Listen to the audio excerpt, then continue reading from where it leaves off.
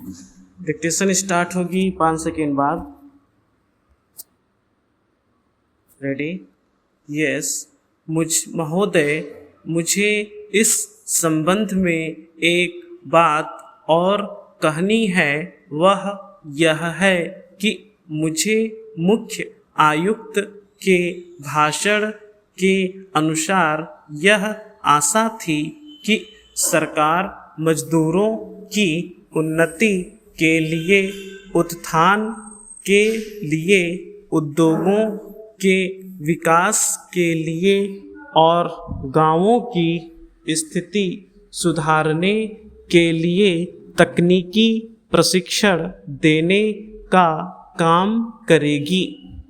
लेकिन ऐसा ज्ञात होता है कि आर्थिक शक्ति सीमित होने के कारण इस ओर कार्यवाही करने की संभावना नहीं रही। फिर भी मुझे आशा ही नहीं अपितु पूर्ण विश्वास है कि भविष्य में हमारा मंत्रिमंडल इस ओर अवश्य अविलंब ध्यान देगा।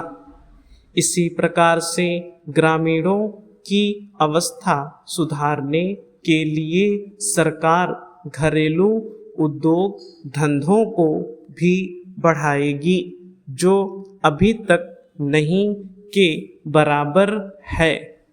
भारत की दृष्टि से कुटीर उद्योग बड़े उद्योगों की अपेक्षा अधिक लाभदायक है। पहली बात तो यह है कि भारत एक गरीब देश है और उसके पास इतना पैसा नहीं है कि वह बड़े उद्योगों के लिए पर्याप्त संख्या में बड़ी बड़ी मशीनें मंगवा सके। बड़े उद्योगों के लिए बहुत बड़ी बड़ी महंगी मशीनों की आवश्यकता होती है, जबकि कुटीर उद्योग छोटी छोटी और सस्ती मशीनों से चल जाते हैं। कुटीर उद्योगों के लिए न तो बहुत बड़ी बड़ी इमारतें बनानी पड़ती है और न ही बहुत महंगी मशीनों की आवश्यकता पड़ती है। अतः ये उद्योग छोटे छोटे गांवों में भी प्रारंभ किए जा सकते हैं। कई उद्योग तो इतनी थोड़ी पूंजी से भी शुरू किए जा सकते हैं कि उतनी पूंजी प्रायः हर किसी व्यक्ति के पास होती ही है। कुटीर उद्योगों में दूसरी बड़ी सुविधा यह है कि इनमें बहुत अधिक मजदूरों की आवश्यकता नहीं होती। एक परिवार के सदस्य ही उस उद्योग को चलाने के लिए पर्याप्त होते हैं। घर के सब सदस्य उस काम में हिस्सा बटा सकते हैं। बड़े उद्योगों में प्रत्येक मजदूर को कोई विशेष कार्य सीखना होता है और उस काम में कुशलता प्राप्त करने में उसे काफ़ी समय लग जाता है।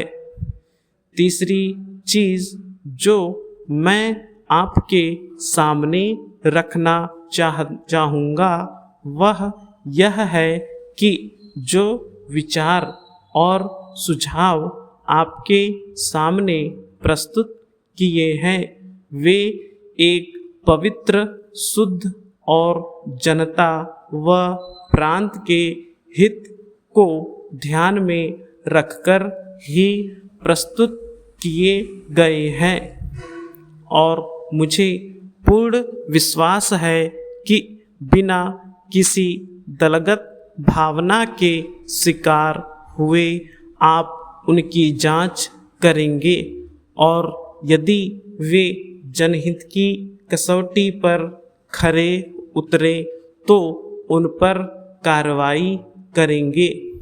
महोदय, इस संबंध में दिन प्रतिदिन बढ़ने वाले भ्रष्टाचार की समाप्ति के लिए और कर्मचारियों के रवैये के संबंध में माननीय सदस्यों ने विचार प्रकट किए। मैं समझता हूँ कि इससे कोई समझदार व्यक्ति इनकार नहीं करेगा कि भ्रष्टाचार को प्रोत्साहन नहीं देना चाहिए। अतः इस ओर विशेष ध्यान देने की आवश्यकता है।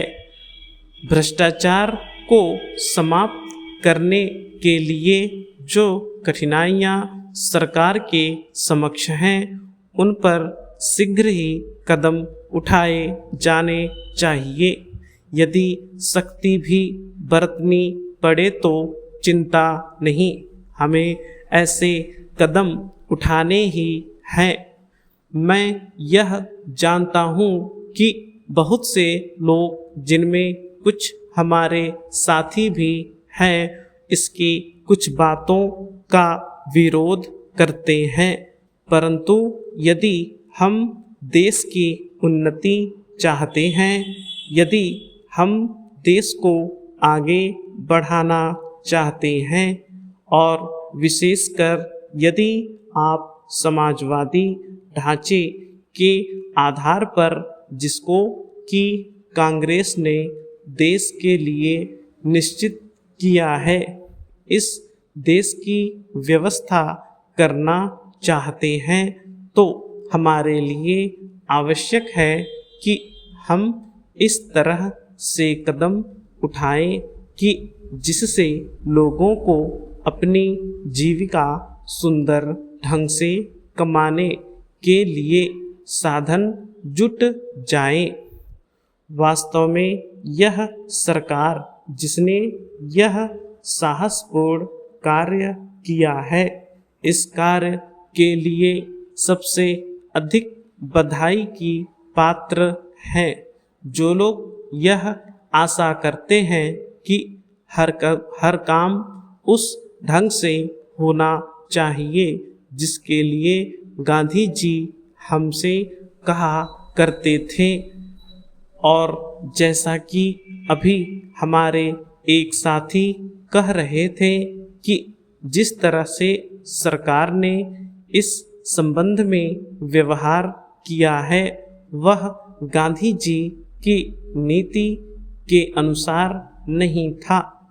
यही नहीं, उन्होंने तो एक तरफ से कांग्रेस ने जो समाजवादी ढांचे पर समाज की व्यवस्था की नीति अपनाई है, उसका विरोध किया, और मेरी समझ में उनकी बात नहीं आती कि एक तरफ तो वह कांग्रेस के अंदर हैं और दूसरी ओर कांग्रेस द्वारा स्वीकार की हुई नीति का इस प्रकार से विरोध करते हैं।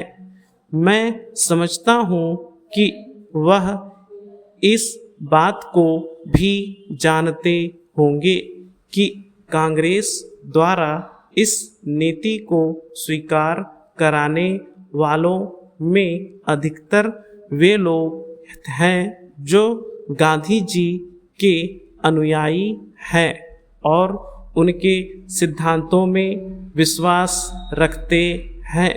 ऐसी स्थिति में उनकी वह बात समझ में नहीं आती कि आज सरकार प्रजातंत्र और गांधी जी के बताए हुए नियमों के अनुसार आचरण क्यों नहीं कर रही है।